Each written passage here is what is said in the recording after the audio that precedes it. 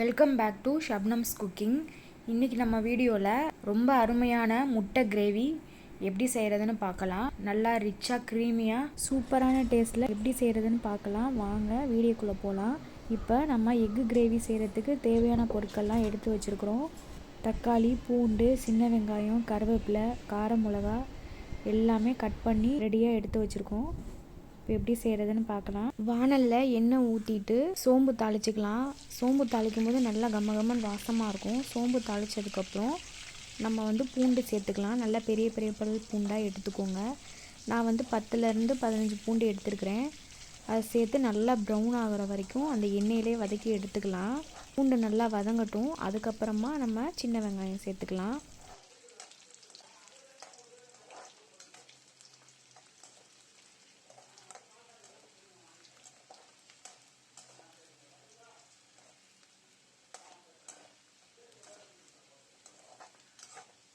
பாருங்கள், பூண்டு இந்த அளவுக்கு நல்லா வதங்கி வரணும்.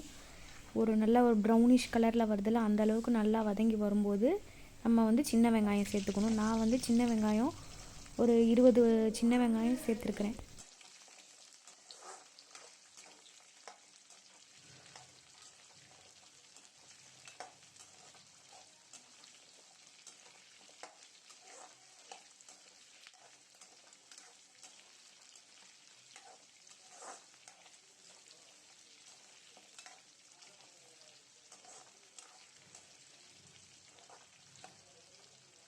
இது கூடவே நம்ம உப்பு சேர்த்துக்கலாம்.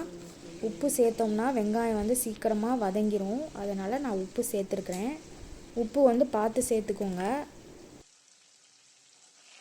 வெங்காயம் இந்த அளவுக்கு கண்ணாடி பதம் வரவுமே நம்ம கருவேப்பிலை சேர்த்துக்கலாம். 2 கொத்து கருவேப்பிலை சேர்த்துருக்கேன். அதையும் இதில் சேர்த்து நல்லா வதக்கி விட்டுறலாம்.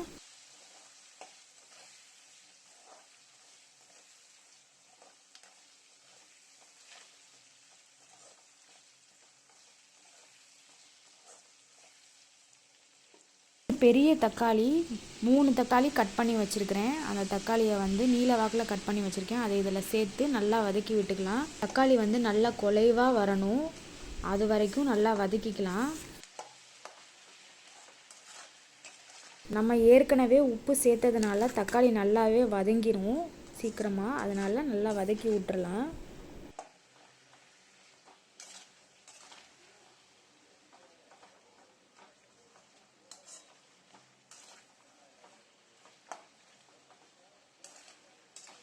தக்காளி ஓரளவுக்கு வதங்கவுமே நம்ம இதில் முந்திரி பருப்பு சேர்த்துக்கலாம். நான் ஒரு 10 முந்திரி பருப்பு எடுத்துருக்கிறேன். அது கூடவே 10 காஞ்ச மிளகாய் சேர்த்துருக்குறேன். இந்த முந்திரி பருப்பு நம்ம எதுக்கு இதில் சேர்க்குறோன்னா நல்லா க்ரீமியாக வரும் கிரேவி அதுக்காக வேண்டிதான் இதில் நம்ம முந்திரி பருப்பு சேர்க்குறோம். சாப்பிட்றதுக்குமே அந்த ரெஸ்டாரண்ட் ஸ்டைலில் நல்லா டேஸ்ட்டாக இருக்கும், ரிச்சாக இருக்கும். அதனால் அந்த கிரேவி நல்லா ரிச்சான டேஸ்ட்டில் இருக்கும். அதுக்காண்டி தான் நம்ம முந்திரி பருப்பு சேர்க்குறோம். இப்போ நம்ம போட்ட முந்திரி பருப்பு, கார மிளகாய் எல்லாமே சேர்த்து நல்லா வதக்கி விட்டுறலாம். நம்ம வதக்க அதுலேயே தக்காளியும் நல்லா சேர்ந்து வதங்கிரும்.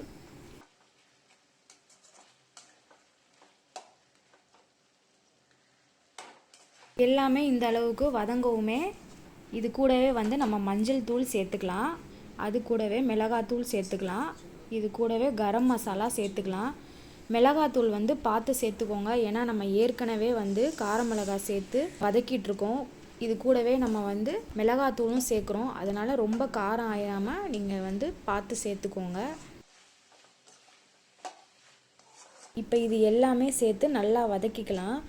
நல்லா அந்த மசாலா வாசம்லாம் போகிற அளவுக்கு நல்லா வதக்கி எடுத்துக்கலாம். இந்த பாருங்கள், இந்த மாதிரி தொக்கு ஸ்டேஜுக்கு வந்துடணும். இதுக்கப்புறம் நம்ம தேங்காய் சேர்த்து வதக்கிக்கலாம். நம்ம தேங்காயில் அரை மூடியில் பாதி அளவு எடுத்து துருவி இதில் சேர்த்துக்கலாம். தேங்காய் பாருங்கள், இந்த அளவுக்கு நல்லா துருவி எடுத்துக்கணும்.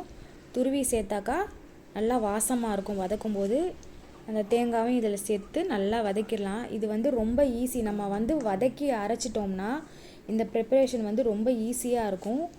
கிரேவி ரொம்ப சூப்பராக இருக்கும். நீங்கள் எவ்வளவோ முட்டை கிரேவி, முட்டை மசாலா, முட்டை உடச்சி ஊற்றின முட்டை குழம்பு எல்லாமே நீங்கள் செஞ்சுருப்பீங்க. ஆனால் இந்த டைப்பில் எக்கு கிரேவி வந்து நீங்கள் செஞ்சு பாருங்கள். எல்லாத்துக்குமே அல்டிமேட்டாக இருக்கும், டேஸ்ட்டுமே சூப்பராக இருக்கும்.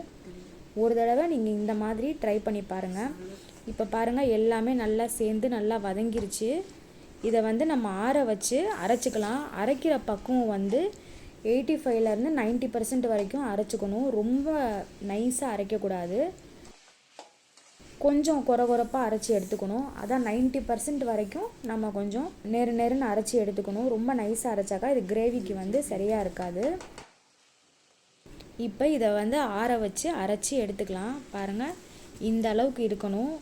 எப்படி தொக்கு மாதிரி வந்திருக்கு பார்த்தீங்களா? இந்த அளவுக்கு நம்ம வதக்கி எடுத்துக்கணும். இப்போ இதை நம்ம ஆற வச்சு அரைச்சிக்கலாம்.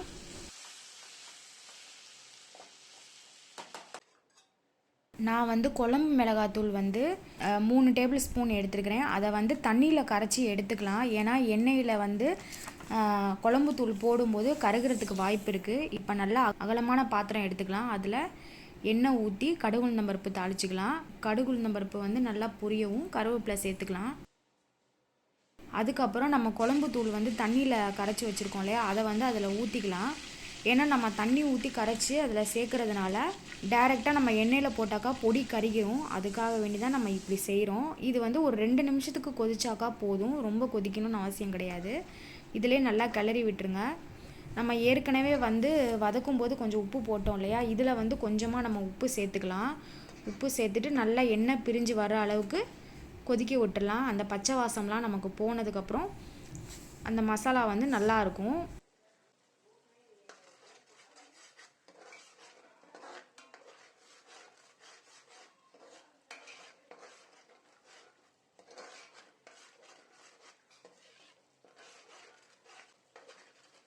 பாருங்கள் இந்த மசாலா தண்ணி எல்லாம் நல்லா கொதித்து எண்ணெய் பிரிஞ்சு வந்துருச்சு. இதுக்கப்புறம் நம்ம வதக்கி அரைச்ச மசாலாவை இதில் சேர்த்துக்கலாம். இது கூடவே வந்து நம்ம மிக்ஸி ஜாடியை கழுவி தண்ணி சேர்த்தோம்னா கரெக்டாக இருக்கும். இதுக்கு தேவையான அளவு தண்ணி சேர்த்துக்கலாம். இது வந்து ரொம்ப கிரேவியாக இருக்கணுங்கிற கொஞ்சம் செமி கிரேவியாக கூட நம்ம வச்சுக்கலாம். தேவையான அளவு தண்ணி சேர்த்து நல்லா மிக்ஸ் பண்ணி விட்டுடலாம். கட்டி இல்லாமல் மிக்ஸ் பண்ணி விட்டுருங்க. அந்த குழம்பு தூள் மசாலாவும் நம்ம போட்ட கிரேவியும் அரைச்ச கிரேவியும் நல்லா ஒன்றா சேர்ந்து மிக்ஸ் ஆகணும்.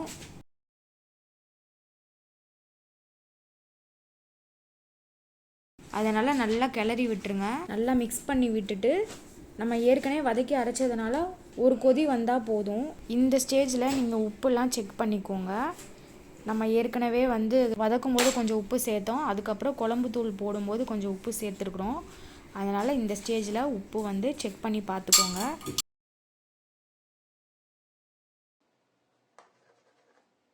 அஞ்சு நிமிஷத்துக்கு நல்லா கொதிக்கட்டும். நல்லா கொதித்து கலர் மாறி வரணும் இந்த கிரேவி, அப்போ தான் டேஸ்ட்டாக இருக்கும். இப்போ நம்ம மூடி போட்டு மூடிடலாம். 5 நிமிஷம் கழித்து பாருங்கள் எப்படி இருக்குன்னு, எந்த அளவுக்கு நல்லா தளன்னு கொதித்து வந்திருக்குன்னு. அப்பப்போ அடி பிடிக்காமல், ஏன்னா நம்ம முந்திரி பருப்புலாம் சேர்த்துருக்கிறதுனால அடி பிடிக்கும். நம்ம அடி பிடிக்காமல் மீடியம் ஃப்ளேம்லேயோ ஸ்லோ ஃப்ளேம்லேயோ வந்து எடுத்து கொதிக்க வச்சு எடுத்துக்கலாம். இப்போ நம்ம வந்து வேக வச்ச முட்டையை சேர்த்துக்கலாம். உங்களுக்கு எவ்வளோ முட்டை வேணுமோ அதை தனியாக வேக வச்சு எடுத்துக்கோங்க. வேக வச்ச முட்டையை இதில் சேர்த்து நல்லா கிளறி விட்டுறலாம். முட்டை சேர்த்ததுக்கப்புறம் ஒரு 2 நிமிஷம் ஸ்லோ ஃப்ளேமில் வச்சிட்டோம்னா அந்த முட்டையில் வந்து எல்லா மசாலாவும் நல்லா உள்ளே இறங்கும். இப்போ நம்ம மூடி போட்டு மூடிடலாம். 2 நிமிஷத்துக்கு இருக்கட்டும். இப்போ நம்ம 2 நிமிஷம் கழித்து பார்க்குறோம். பாருங்கள் நல்லா வந்திருக்கு கிரேவி, இன்னும் நல்லா திக்காகிருக்கு. இப்போ நம்ம லாஸ்ட்டாக இறக்குறதுக்கு முன்னாடி மிளகுத்தூள் ஜீரகத்தூள் சம அளவாக அதில் சேர்த்துட்டு மல்லித்தலை தூவி ஒரு 2 நிமிஷம் மூடி வச்சுட்டு எடுத்துட்டோம்னா நமக்கு சூப்பரான எக்கு கிரேவி ரெடி ஆயிரும். நான் வந்துட்டு மிளகு ஜீரகம் தூள் சேர்த்தது வந்து அந்த கிளிப்பிங் வந்துட்டு வரல. நீங்கள் வந்து அதை சேர்த்துட்டு மல்லித்தலை தூவி லைட்டாக எண்ணெய் ஊற்றிட்டு நீங்கள் ஒரு 2 நிமிஷம் ஒரு கொதி வந்தால் போதும், நமக்கு சூப்பரான கிரேவி ரெடி ஆயிரும். இப்போ லாஸ்ட்டாக வந்து கொஞ்சமாக எண்ணெய் ஊற்றி நம்ம வந்து அப்படியே மூடி போட்டு விட்டுறலாம். நல்லா சூப்பராக வந்திருக்கு பாருங்கள் கிரேவி. அவ்வளோதான். இப்போ நம்ம மல்லித்தலை தூவி அடுப்பை அமர்த்திட வேண்டியதான். சூப்பரான எக்கு கிரேவி ரொம்ப டேஸ்ட்டாக இருக்கும். இது வந்து எல்லாத்துக்குமே நல்லாயிருக்கும். நீங்கள் வந்து ஒரு புலாவ் வைக்கிறீங்க, இல்லைனா இடியாப்பம், பொரோட்டா, சப்பாத்தி, வெறும் ரைஸ் கூட சாப்பிட்றதுக்குமே நல்லாயிருக்கும். நம்ம அடுப்பையும் அமர்த்திட்டோம். அவ்வளோதான். சூப்பராக வந்திருக்கு பாருங்கள் முட்டை கிரேவி. இதே மாதிரியே உங்கள் வீட்லேயும் ட்ரை பண்ணி பாருங்கள். ஒயிட் ரைஸ்க்குமே இந்த கிரேவி வந்து சூப்பராக இருக்கும். இந்த முட்டை கிரேவி ஒரு தடவையாவது உங்கள் வீட்டில் நீங்கள் ட்ரை பண்ணி பாருங்கள். யாரும் கெஸ்ட்டு வந்தாலுமே நீங்கள் டக்குன்னு இதை செஞ்சிடலாம். நல்லா ஒரு ரெஸ்டாரண்ட் ஸ்டைலில் சாப்பிட்ற மாதிரி ரொம்ப டேஸ்ட்டாக அட்டகாசமாக இருக்கும். இந்த வீடியோ உங்களுக்கு பிடிச்சிருந்ததுன்னா லைக் பண்ணுங்கள், ஷேர் பண்ணுங்கள், கமெண்ட் பண்ணுங்கள். மறக்காமல் ஷப்னம்ஸ் குக்கிங்க்கு சப்ஸ்கிரைப் பண்ணுங்கள். தேங்க்ஸ் ஃபார் வாட்சிங்.